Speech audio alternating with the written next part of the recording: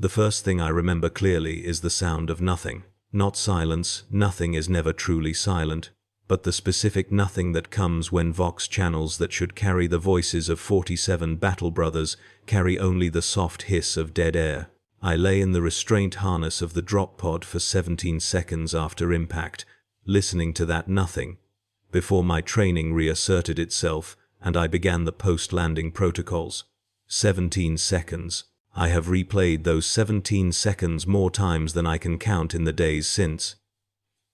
17 seconds of listening, 17 seconds of knowing, before I allowed myself to know. The pod had come down hard, harder than standard. The internal cogitator was cycling error codes in a cascade that painted the cramped interior in amber warning light, and I could smell the sharp ozone of fried circuitry beneath the ever-present incense that the tech marines burn into our war gear. I released the restraint harness manually when the automatic release failed, feeling the ceramite of my gauntlets scrape against the twisted metal of the mechanism. Something had gone wrong. Many things had gone wrong.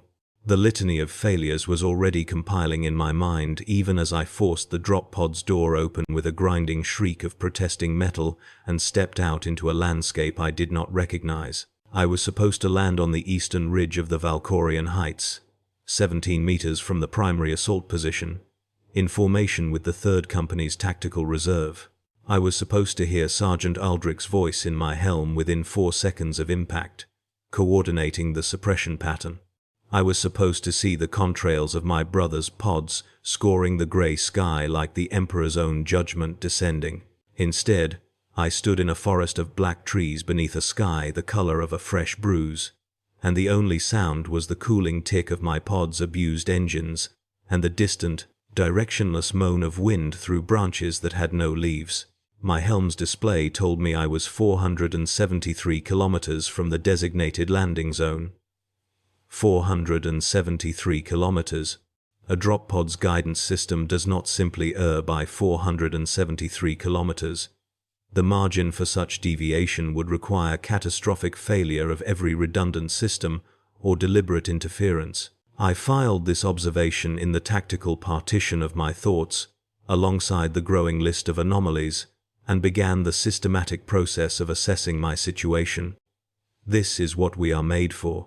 This is what the surgeries and the hypno-conditioning and the chemical reshaping of our very flesh is designed to produce. A warrior who can stand in the wrong place, at the wrong time, utterly alone, and still function, still think, still fight. I told myself this as I checked my weapons. I told myself this as I attempted to raise any channel on the Vox. I told myself this as the nothing answered me, over and over, for the first of what would become thousands of attempts. The bolter was intact. The combat blade was intact. 3 frag grenades, 2 crack grenades, and the standard loadout of specialized ammunition that every tactical marine carries into planetfall. My armor's power systems showed green across all indicators, though the communications array reported only that persistent, maddening static. I was combat effective. I was alone. These 2 facts existed in my mind without yet touching each other, separated by the wall of training that had been built into me over 2 centuries of service. I established a perimeter. This is protocol. When separated from your unit, establish a perimeter, assess threats, and work toward reunion with Imperial forces. Simple. Clean. The sort of doctrine that sounds reasonable in the strategium, written by men who have never stood in an alien forest, listening to the absence of everything that gives their existence meaning. I walked the perimeter 3 times, bolter raised, every sense straining for contact. The trees were wrong. I noticed this during the 2nd circuit. They were not simply dead or dormant, they were wrong in a way I could not immediately articulate. The bark was too smooth. The branches bent at angles that suggested intention rather than growth. When I placed my gauntlet against one trunk, experimentally, I felt a vibration that might have been sap moving through living tissue, or might have been something else entirely. I did not touch the trees again. The ground was soft with a grey mulch that might have been decomposed leaves if the trees had ever borne leaves. My boots left clear impressions that filled slowly, not with water, but with more of the grey matter seeping in from the surrounding soil. I marked my landing site with a locator beacon from the pod's survival kit and began moving east. East was the direction of my brothers. East was where the battle should be raging. 473 kilometers was nothing to an Adeptus Astartes. I could cover that ground in days if I moved with purpose. I would find them. I would rejoin the fight.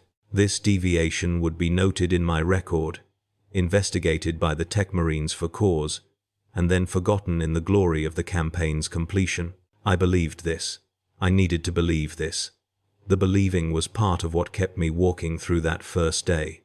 As the bruised sky darkened to true night and the forest grew denser around me, and the nothing on my Vox remained nothing no matter how many times I cycled through frequencies, I believed, because belief is another tool our makers give us, sharpened and shaped like a blade to cut through doubt. The first night, I did not sleep.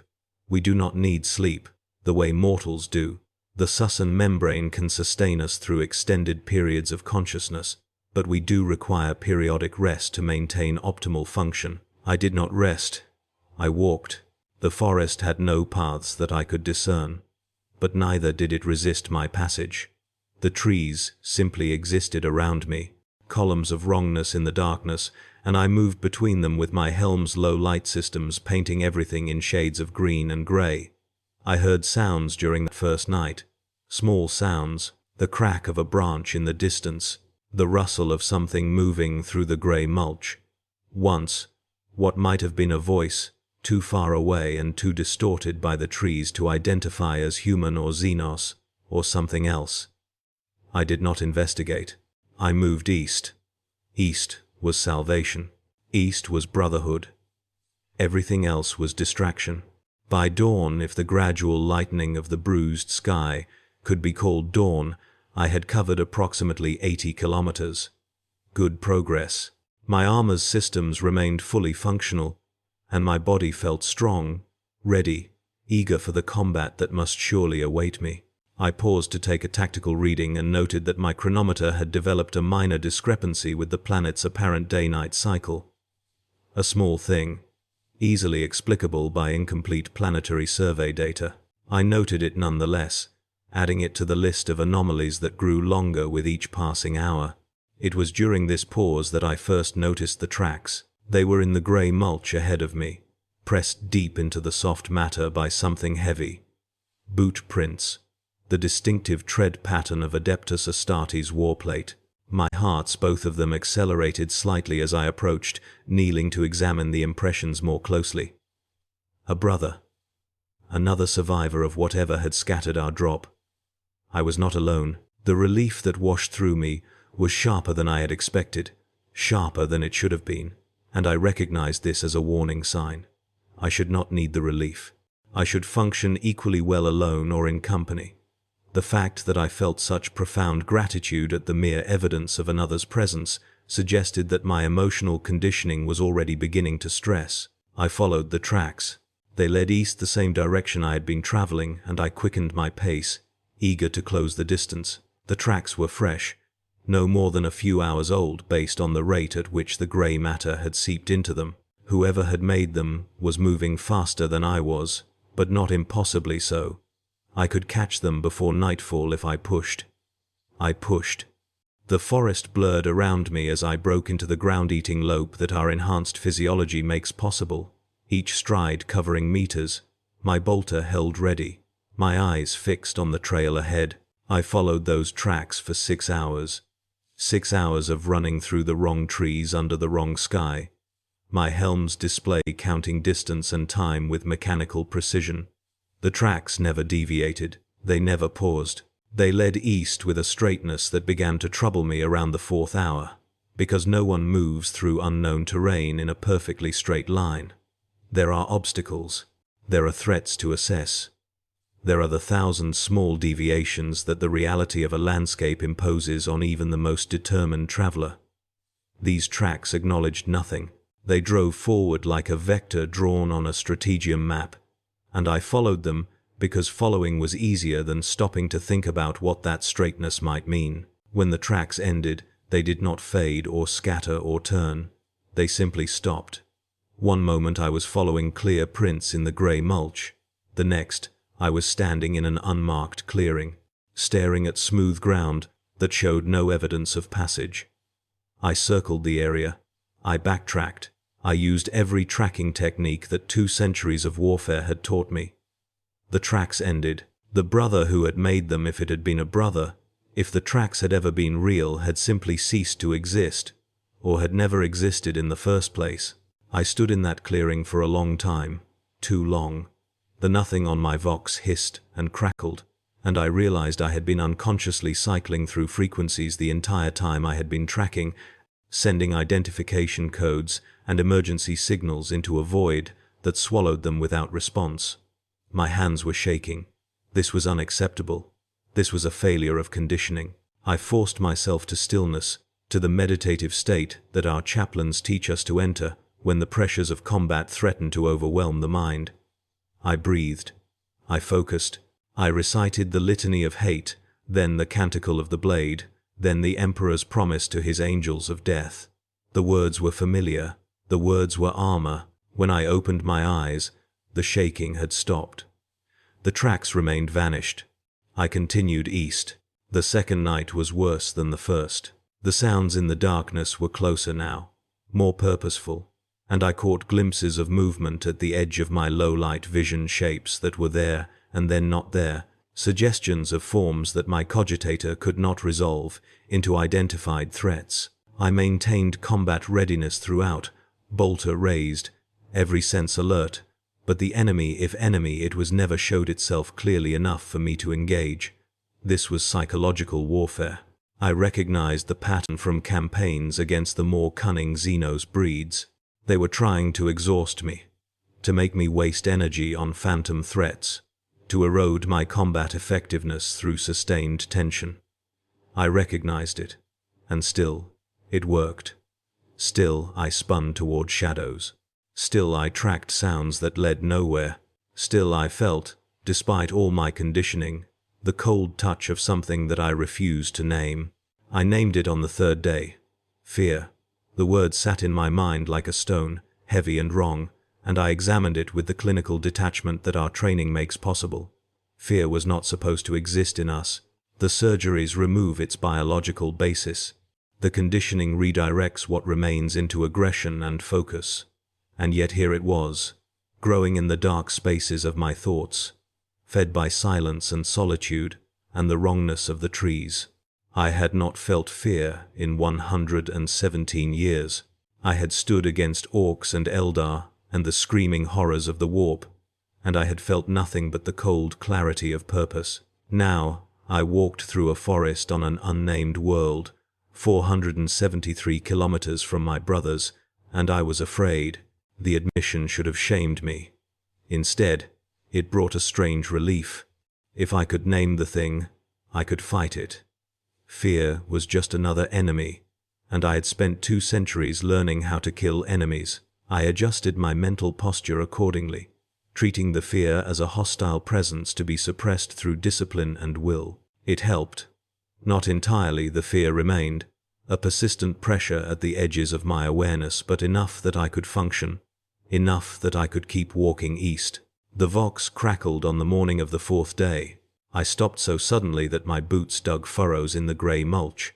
The crackle came again, not the empty hiss of dead air, but something else, something with texture and shape. I adjusted frequencies frantically, trying to isolate the signal, my heart's pounding with a hope that felt almost painful. The crackle resolved, slowly, into something that might have been a voice. It was too distorted to understand, buried under layers of interference. But it was there. Someone was broadcasting. Someone was alive. I spent 3 hours trying to clean the signal. 3 hours of fine-tuning and amplification and filtering, using every technique the Tech Marines had taught me. The voice grew clearer by degrees, resolving from static into syllables, from syllables into words. What I heard when the words finally became comprehensible drove me to my knees. It was my own voice, Not a recording, the words were different, speaking of things I had not experienced, describing locations I had never visited, but the voice was mine, down to the slight resonance that comes from speaking through a Helm's Vox grill, down to the particular way I emphasize certain consonants. My voice was broadcasting on the emergency frequency, telling a story of survival and struggle that was not my story, describing a journey that was not my journey. I listened for 11 minutes before I found the strength to cut the feed. In those 11 minutes, the voice that was mine and not mine spoke of reaching a settlement, of finding survivors, of hope. It spoke of things that had not happened and could not happen, because the voice was here, alone in the forest, listening to itself lie. The implications of this took time to process. Something had captured my Vox signature and was using it to broadcast false information. Or I had already lived through events I could not remember, and the voice was an echo from my own future or past. Or the voice was real and I was the false one, a copy or a ghost or a thing wearing the shape of a warrior without possessing the substance. Each possibility was worse than the last. Each possibility suggested that reality had become unreliable, that I could not trust my own senses, my own memories, my own existence. I cut the Vox entirely after that. The silence was preferable to hearing myself speak words I had never spoken. The forest began to change on the 5th day. The trees grew more sparse, their wrongness giving way to a different kind of wrongness. The grey mulch beneath my feet hardened into something like stone, and I began to see structures in the distance. Ruins, I thought at first. Ancient buildings reduced to fragments by time and war. But as I drew closer, I saw that they were not ruined, they were unfinished. Walls rose from the ground and simply stopped, their upper edges smooth and clean as if they had been sliced by a blade. Doorways opened into rooms that had no floors, only darkness dropping away into depths my helm's sensors could not measure. Stairs climbed towards ceilings that did not exist. It was as if some great architect had begun a city here and then abandoned the project halfway through, leaving only the skeleton of intention behind. I moved through this half-city carefully, bolter raised, every sense alert. The sounds that had followed me through the forest were gone, replaced by a silence that was somehow worse, not the nothing of dead Vox, but the something of a held breath, of a presence waiting.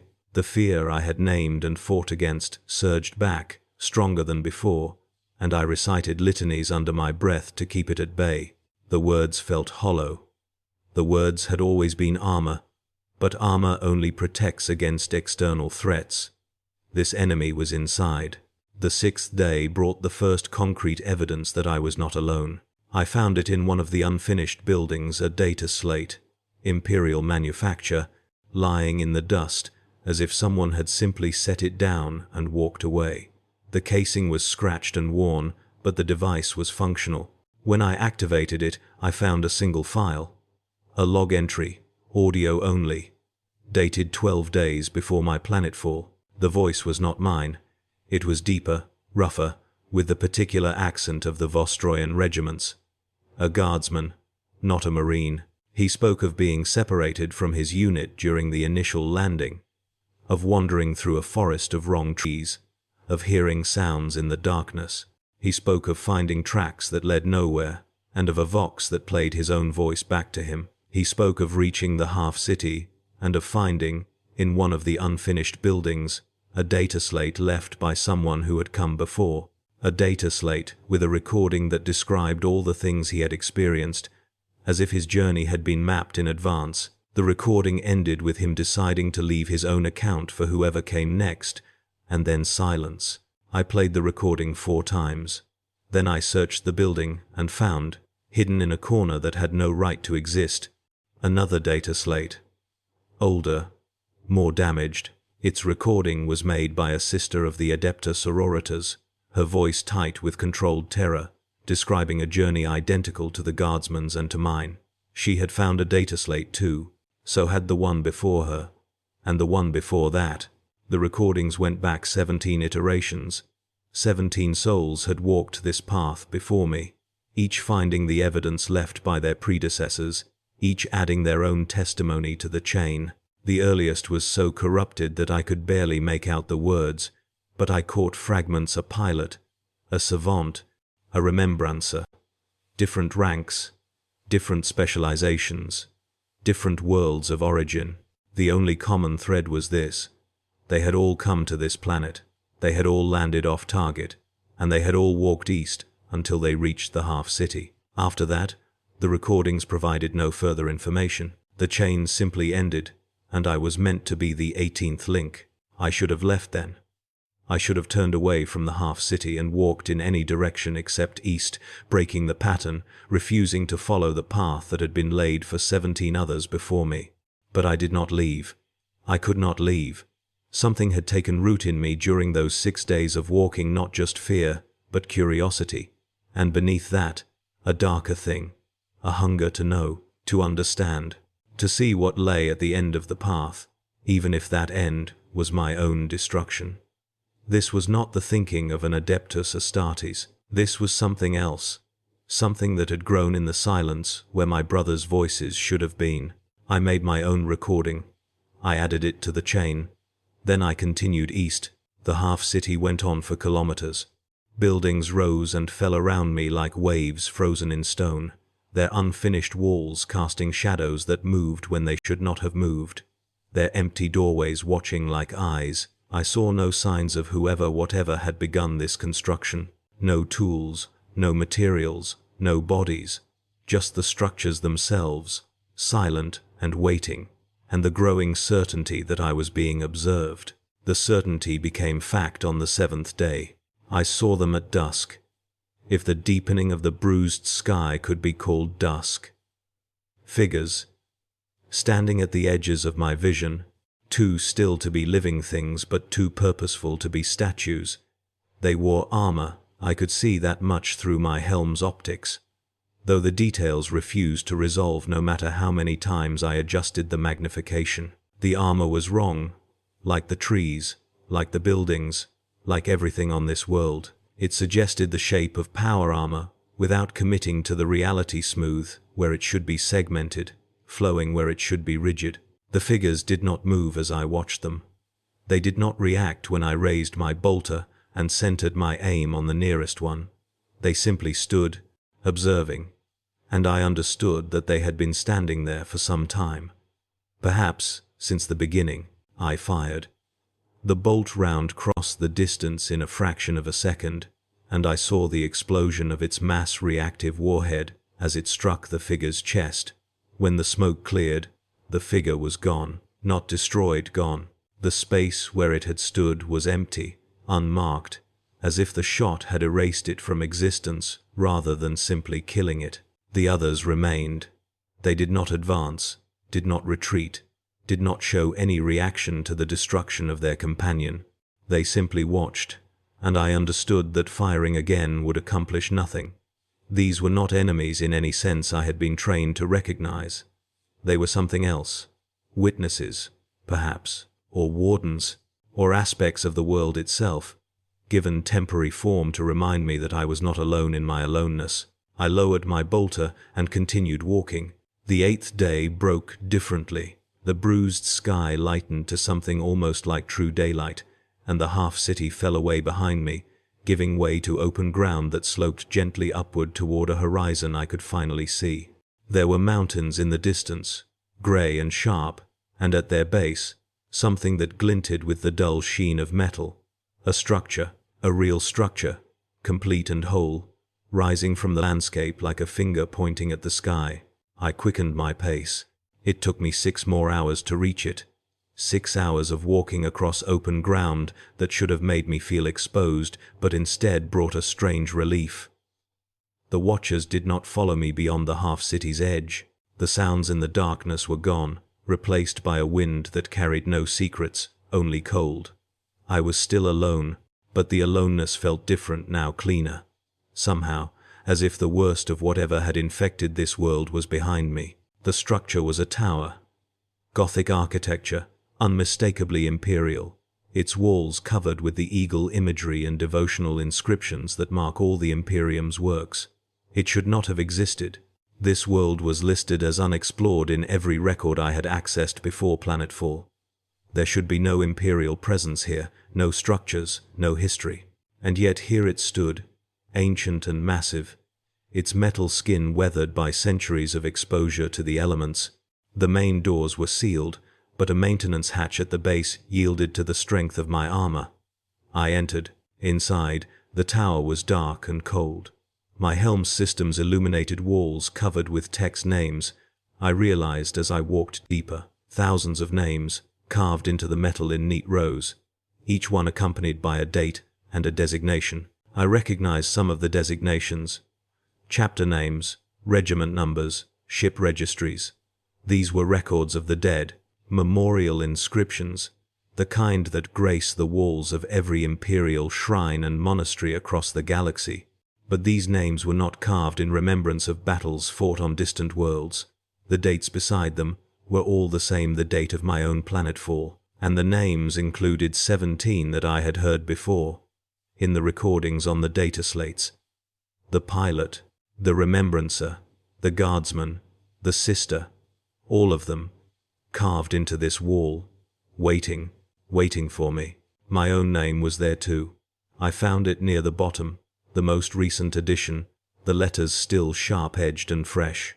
My name, my rank, my chapter designation, and beside it, the date of my death, which had not yet come but which had already been recorded. I stared at my own memorial for a long time. The fear that had been my constant companion since the third day was gone now, replaced by something quieter, a cold clarity that might have been acceptance, or might have been the final failure of everything that made me who I was. The wall told me that I was dead. The wall told me that everyone who had walked this path before me was dead, and yet I was still standing, still breathing, still wearing the flesh and armor of an Adeptus Astartes. Either the wall was wrong, or I was wrong, or the concept of death itself meant something different on this world than it did in the reality I had always known. I climbed the tower, floor after floor, each one empty except for more walls covered with more names, the dead of 1,000 campaigns, 1,000 worlds, 1,000 iterations of the same terrible journey that had brought me here. The names went back centuries, millennia, perhaps, and I understood that this place was old, older than the Imperium, older than humanity's presence among the stars. Whatever had built this tower, whatever had established this pattern of luring the lost to walk east until they reached its doors, had been doing so for longer than any record could account for. At the top of the tower, I found the chamber. It was circular, walled with the same inscribed metal as the floors below, but here the names gave way to something else: images, carved with the same meticulous precision, depicting scenes that I recognized and scenes that I did not. I saw battles, I saw cities burning, I saw creatures that might have been Xenos or daemons or something beyond either classification, and I saw humans, soldiers, priests, artisans, children falling before them in waves. But I also saw the opposite. I saw the creatures falling, saw humans standing victorious over their corpses, saw cities rising from the ashes of destruction. The images told a story of cycles, endings and beginnings, death and rebirth. And at the center of every scene, repeated over and over in different forms, a single figure standing alone against the darkness. I understood, then, or I began to understand. This world was not a trap. It was a test. Every soul who had walked the path before me had been brought here to face the same choice that I now faced: to be destroyed by the isolation and the fear, or to transcend it. The 17 who came before me had failed. Their names were on the wall, because they had reached this chamber and found it empty, because they had seen the images and understood nothing, because they had died here in confusion and despair. But I was not them. I was Adeptus Astartes, forged in the fires of the Emperor's will, and I had faced the fear and named it and fought it every step of the way. I had earned something they had not. I waited in the chamber. I waited for hours, then days, seated on the cold metal floor with my bolter across my knees, watching the light from the narrow windows shift and change as the bruised sky cycled through its mockery of day and night. I waited, because waiting was all I had left, because going back meant returning to the nothing on the Vox, and the wrong trees and the watchers in the half-city, and going forward was impossible when forward led only to sealed walls and empty air. I waited, and while I waited, I thought about the things that my training had never taught me to think about. Who was I without my chapter? What was purpose without a war to fight? What was faith without brothers to share it? The answers came slowly, rising from depths of my mind that the surgeries and the conditioning had never touched. I was myself. Purpose was what I chose. Faith was the light that burns in a single soul as brightly as it burns in a million. These were heresies by the standards of my training, the kind of individual thinking that the hypno-conditioning was designed to prevent, but they felt true in a way that the litanies had never felt true. They felt like the first honest thoughts I had ever had. On the third day of my vigil, the wall opened.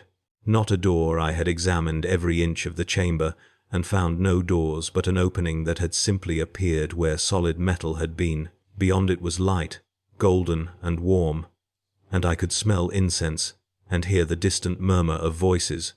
I rose. I walked toward the opening. I did not look back. What I found on the other side was not what I expected. It was a chapel, a small one, intimate, designed for personal worship rather than mass observance. The walls were hung with tapestries depicting the emperor in his glory, and candles burned in alcoves at regular intervals, filling the air with the scent of sacred oils. At the far end, before an altar bearing the imperial aquila, stood a figure in robes of deep crimson. He turned as I entered. His face was old, impossibly old, lined with centuries of life, but his eyes were sharp and clear, and they showed no surprise at my appearance. He had been waiting for me. He had been waiting, perhaps, since before I was born. "You came," he said. His voice was soft, almost gentle, but it carried the weight of authority that I recognized from the most senior officers of my chapter. They all come, eventually. The lost ones, the separated ones, the ones who walk east because they have no other direction to walk. I raised my bolter. It was instinct more than intention, the reflexive response of a warrior to an unknown threat. The old man did not flinch. "What is this place?" I asked. My voice was rough from days of disuse, but steady. Whatever fear remained in me was buried deep now, beneath the cold clarity that had sustained me through the vigil. "A crossroads," the old man said. "A place where paths converge. You are not the first to stand where you stand now, and you will not be the last. The galaxy is large, and the Emperor's servants are many, and sometimes often they lose their way. This place catches them. This place tests them. And this place offers them a choice." "What choice?" The old man smiled. It was not a kind smile, but neither was it cruel. It was the smile of someone who had seen this moment play out countless times and who knew exactly how it would end. "You can go back," he said, "the way you came. The tower will release you, and you will find yourself on the battlefield where you were meant to be, alongside your brothers, fighting the enemies of mankind. You will remember nothing of this place. Your conditioning will reassert itself, and you will be what you were: a weapon, a tool, a perfect instrument of the Emperor's will. You will live and die in his service, and you will never question, never doubt, never think a thought that has not been shaped and approved by your masters." He paused, letting the words settle. "Or you can stay," he continued. "You can walk through the other door."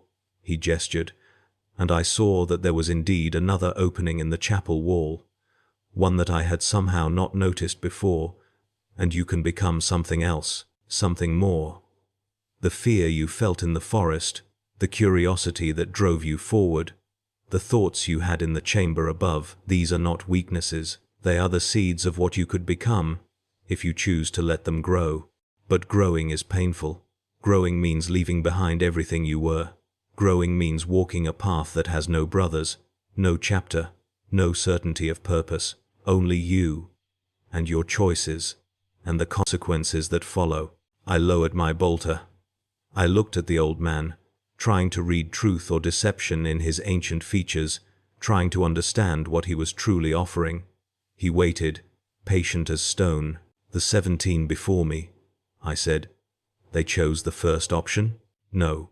The old man's smile faded. "They chose neither. They could not go back, because going back meant abandoning the thoughts that had already begun to take root. But they could not go forward, because going forward was terrifying, more terrifying than any enemy they had ever faced. So they stayed. They lingered in the chamber, unable to choose, until their bodies failed them. That is what it means to fail the test. Not to die in battle, but to die in indecision." I thought about the guardsman's recording, the sister's voice tight with controlled terror, the 17 souls who had walked the same path and reached the same crossroads and frozen. They had been brave enough to walk through the forest. They had been strong enough to survive the half-city. But when the moment came to choose what they would become, their courage had failed them. Mine would not. "The second door," I said. "What lies beyond it?" "I cannot tell you," the old man replied. "No one who has walked through it has ever returned to report. Perhaps it leads to destruction. Perhaps it leads to transcendence.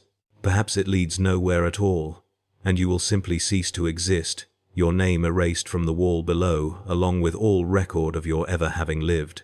That is the nature of the choice. You cannot know what you are choosing until you have chosen it." I stood there for a long moment, weighing the options. The first path was safe. It was everything I had been trained to want: the return to brotherhood, to purpose, to the clear simplicity of war. I would forget the fear, forget the thoughts, forget the person I had become during those 8 days of walking. I would be whole again, in the only way my makers had ever intended me to be whole. But I would also be less. I knew that now. The thoughts I had thought in the chamber, the truths I had uncovered, these were real, even if they violated everything my conditioning had taught me. Going back meant killing them. Going back meant choosing the comfortable death of certainty over the terrifying life of growth. I walked toward the second door. The old man did not try to stop me. He simply watched, his ancient eyes reflecting the candlelight, as I stepped through the opening and into whatever lay beyond. What I found there? No, that is not part of this account. This account ends at the threshold, because what lies beyond the threshold is not something that can be recorded or transmitted or shared. It is mine alone, the first truly mine thing I have ever possessed, and I will not diminish it by trying to render it in words. What I can tell you is this: the Vox crackled to life as I stepped through. For the first time in 8 days, I heard a voice that was not my own, not a recording, not an echo of something I had never said. It was the voice of the old man, speaking directly into my helm, and it said only 4 words before falling silent forever. "Walk well, lost one. I am still walking. The path has no end that I can see, no destination that I can name. But I am walking it, and I am not afraid, and I am learning slowly, painfully, gloriously, what it means to be something other than what I was made to be. My name is no longer on the wall. I checked, once, when the path brought me back to the tower for reasons I do not fully understand. The inscription that bore my chapter, and my rank and my date of death, has been erased, smoothed over, as if it had never existed. In its place, there is only blank metal, waiting, perhaps, for the name I will eventually choose for myself. This recording is my testimony. I leave it for whoever comes next, whoever walks east through the wrong trees and finds the half-city and climbs the tower to face the choice I faced. The 17 before me left warnings. They told you to be afraid, to go back, to seek the comfort of the path that asks nothing of you. I tell you the opposite. Be afraid. Feel the fear, name it, let it burn through you until nothing remains but the truth of what you are. And then choose. Not the easy choice, not the safe choice, but the choice that terrifies you most, because that is the choice that matters. That is the choice that makes you real. The Emperor protects, they say. But perhaps there are some journeys we are meant to walk without protection. Some darkness we must face alone. so that we can learn what light we carry within ourselves. I am walking, I am becoming, and somewhere, in the vast silence between stars, I am finally beginning to understand what it means to be free.